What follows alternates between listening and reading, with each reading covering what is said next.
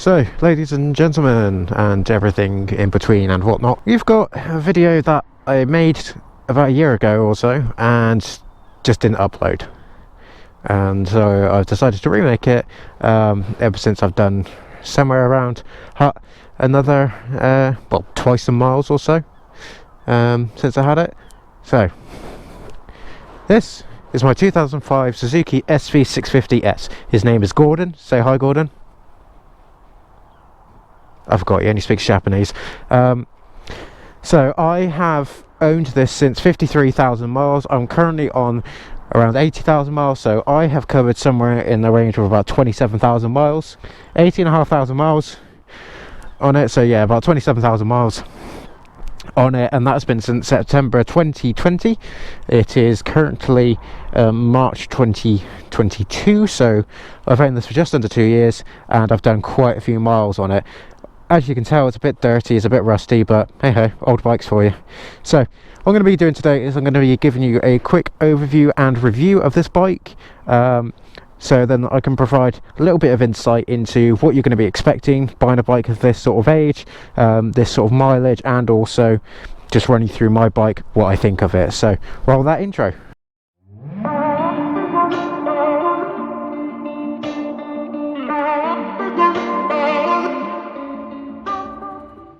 Right, so before we begin, just need to do a couple of things. So the points that I'm going to be making about riding and riding experience, etc., is going to be dependent on me. I am an IAM observer, so my riding style is going to be quite different to some people. It's going to be very close to how sort of the police might ride. But my riding style has changed whilst owning this bike. I am 6'3" with a 34-inch inseam, just at the end, you know, in regards to height and sort of riding comfort. And yeah, riding experience before this, I've been riding since 16, so that was about 3 years before. I am now 20. So yeah, let's quickly run you through the bike.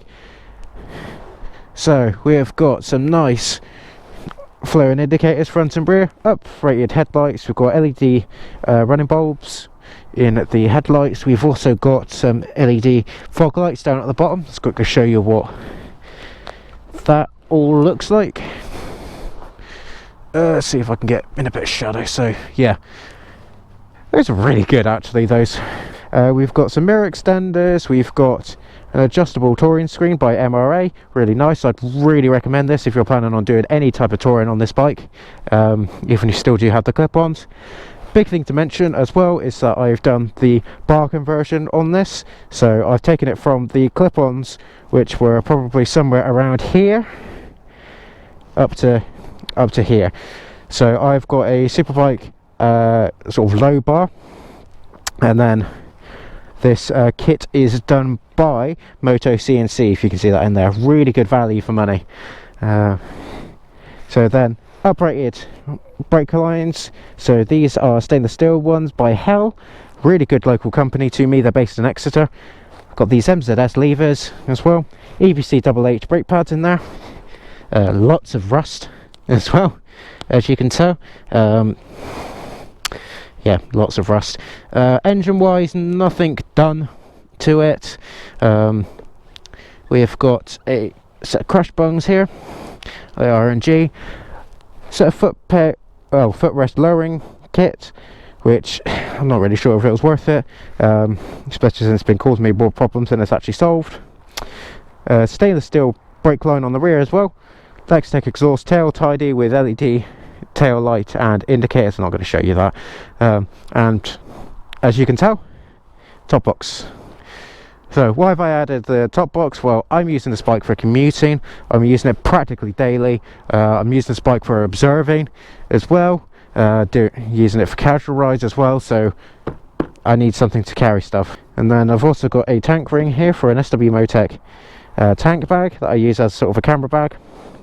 And then I've also got the quad lock handlebar mount with the wireless charging adapter. If I can fucking get it on. That's the switch there for the lights, and then we've also got some Oxford heat grips, which are actually really nice, I will say. These are the advanced ones, I believe they are. So top end ones you can get, the temperature regulating.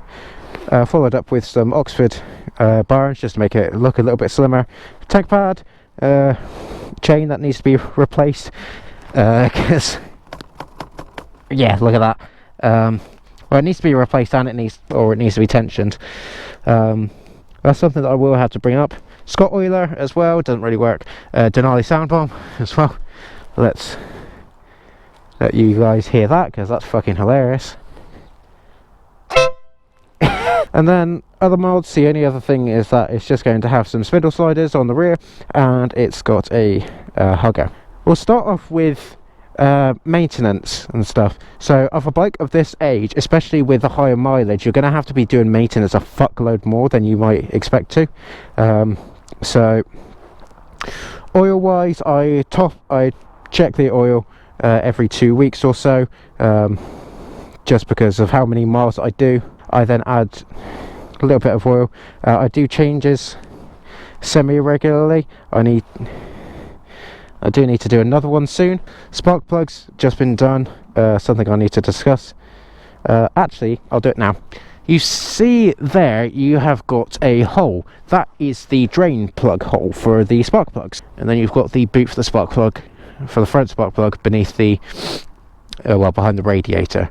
So why am I mentioning that? Because that is a very big problem with this generation and previous gen of SV650.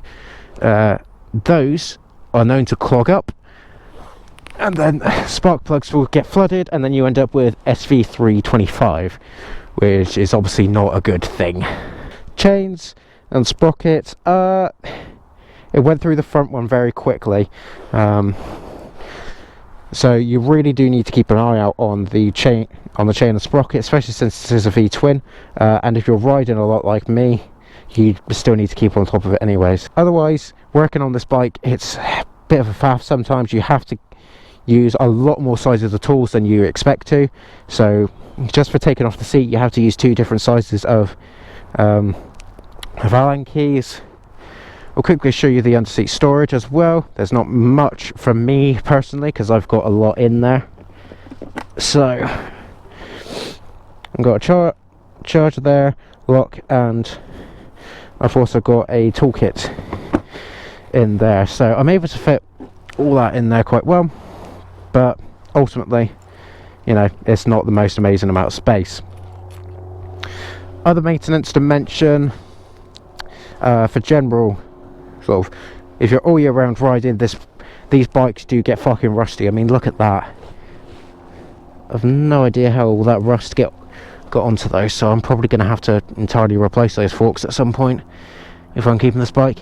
Pistons, if I'm pulling the brake lever as well, they get very rusty really quickly as well. So if you have a free day once every couple of months or so, take off the calipers and give the pistons a quick once over. Yeah, then general rust wise, it's not going to be the best. It's not quite MT-07 bad, but yeah, they're not the best. Even if you are washing them pretty regularly, drying them off completely, ACF 15, for some reason rust still prevails. I need to ACF 50 again at some point,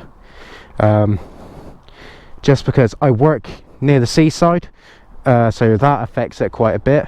But also UK roads in the winter do get incredibly fucking salty.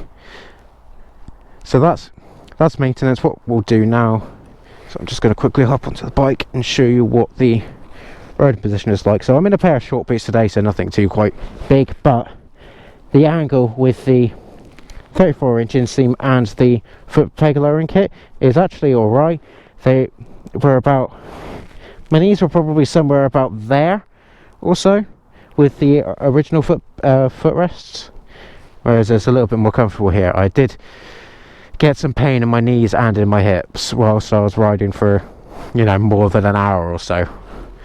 Why did I do the upright conversion? Because I got rear-ended a couple of years ago, and I still got some back damage from it, so being in that tucked position was too much for me. so I've now just swapped over to the Superbike bars, which are really nice. And then yeah, not in too aggressive a riding position, but perfectly fine. Just so that you know as well, obviously with the chain being a bit loose, there will be a bit of noise, and the brakes aren't exactly the best at the moment, but we'll talk about that. I've also got a little bit of a squeaky rear brake because the anti-squeal sheen is, or shim, whatever it is squealing.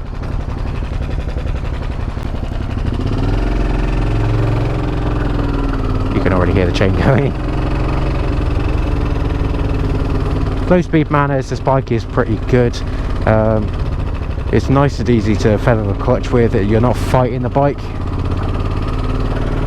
It's a cable clutch, so it's not going to be as quite as nice as a hydraulic, but it's relatively smooth. It's pretty predictable. The biting point is actually quite nice. It's somewhat far out. Actually no, not far out. I'd probably say it's somewhere in the middle of the clutch. Yeah, you can just hear the revs rise a little bit there. Alright, let's get into riding. So what is this bike like to ride in general? Well, coming from an IAM perspective, this is a very weird bike, I'd say. So if you're riding with the clip-ons, then yeah, obviously the steering input isn't going to be as great, but this is still a very nice bike to ride in the corners. Acceleration wise, as I demonstrated a moment ago, is really nice. It just gets up there quite quickly. It's obviously not quite as quick as something like the SV1000, and it's not going to be as fast as, you know, like a K1300, something like that, but it's not designed to be like that. It's an 82 friendly bike that's still going to be somewhat quick.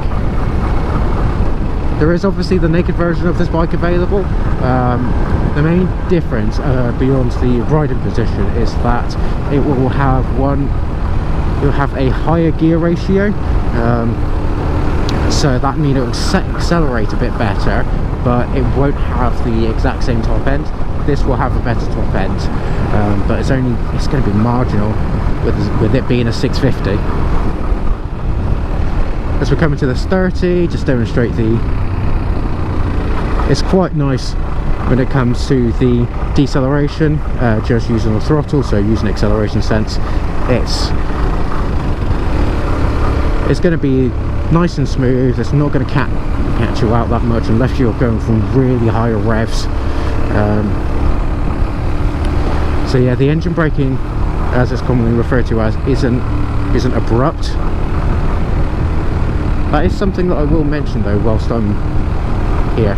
I'm literally just turning the throttle just a little bit and it picks up a little bit.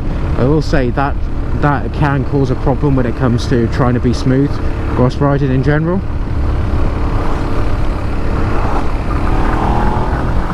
So maybe for riding with the pillion, this isn't going to be the best bike. I haven't taken a pillion on this bike simply because half the time that I've been insured on this bike, I haven't been able to have pillion cover because it added so much extra money. So for changing position in the road, it's really nice and predictable. It doesn't really catch you off guard when it comes to just changing position.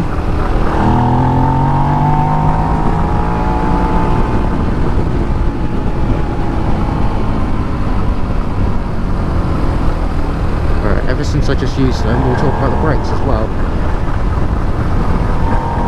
So I've obviously upgraded the brakes on this, so it's not going to be as close to stock as it could be, but the brakes on this are generally really good. The bike is smooth, it's more aggressive in its braking. You can be aggressive with the brakes, but for general smooth riding it's perfectly good. See if we can edge in an overtake or something. The front brake is very responsive. The rear brake isn't as great. It's very good in low speed situations, to be honest with you. It's just that right amount of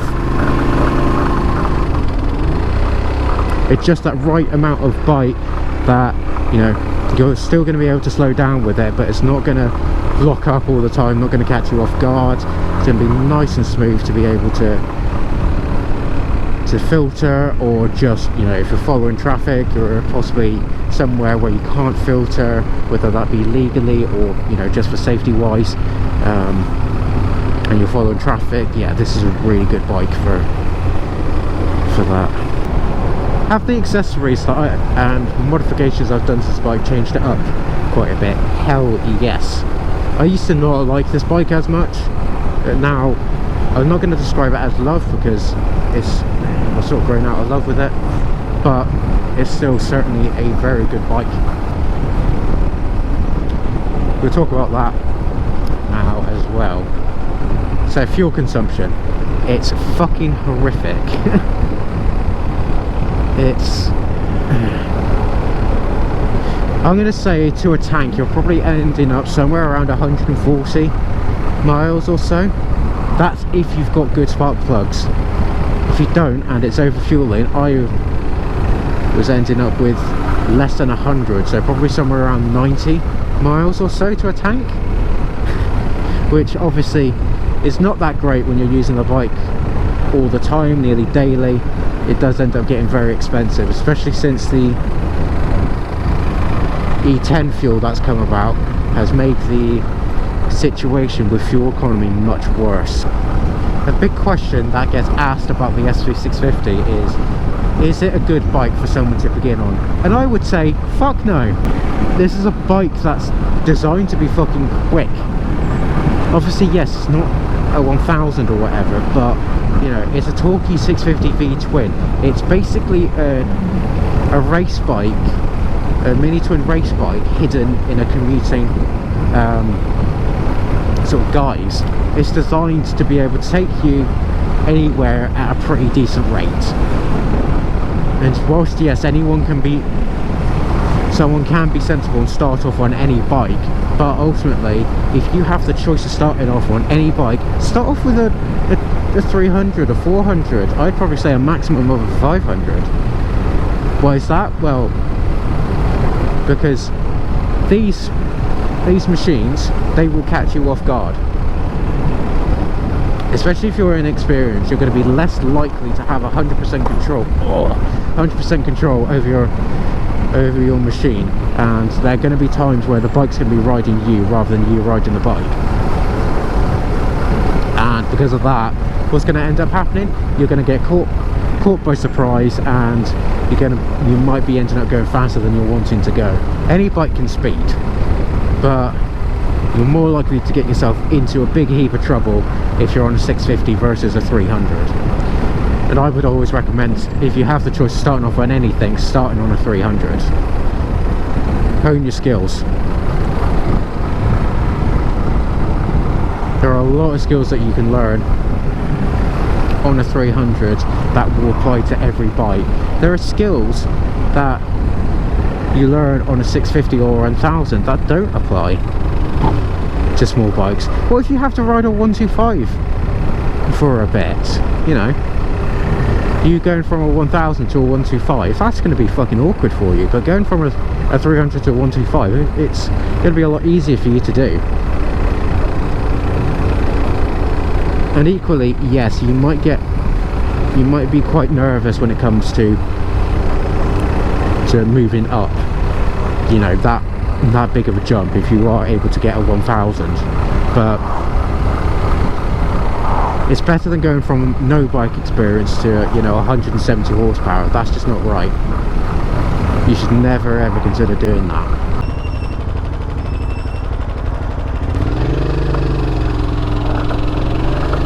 Okay, this way just to extend it a little bit. God, this chain's getting fucking worse.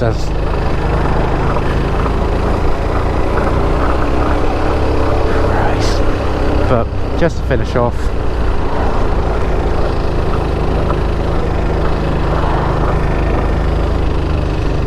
what's the last thing that I really want to mention. Well, what that's going to be is just better ways, your carriage ways, that sort of thing. Getting up to 17 on spike is obviously quite fine, and with a comfortable riding position like this with the bars done, then I would highly recommend spike for that. So anyways, I hope you guys have enjoyed and have been able to cope with the chain noise. I massively apologise for that. I didn't realise how bad it was before I left. Yeah, hope you guys have enjoyed. I hope you guys have learned something. If you do have any questions, just leave it in the comments down below. Please like and subscribe, possibly share if someone you know is considering one of these bikes, and hopefully you have a good rest of your day. I shall see you later on. Love you all. Bye.